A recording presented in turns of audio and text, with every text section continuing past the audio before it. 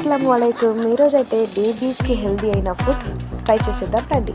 First అయితే ఘీ వేసుకొని, next onions ఒకటి హాఫ్ కట్ చేసుకొని, క్యారెట్ ఇలా తురుముకొని మనం వేసుకోవాలి. చాలా హెల్దీ ఫుడ్, కంపల్సరీ ట్రై చేయండి. ఇలా క్యారెట్ని బాగా ఫ్రై చేసుకున్నాం.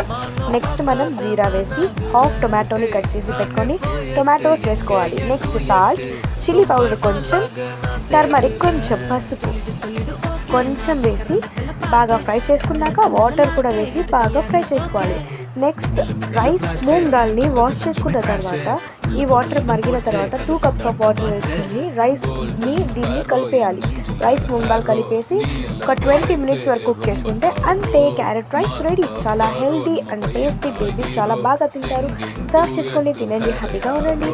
నెక్స్ట్ ఇక్కడైతే నేను క్యాప్సికమ్ బజ్జెస్ రెసిపీ క్యాప్షన్లో కింద పెడతాను, చూడండి.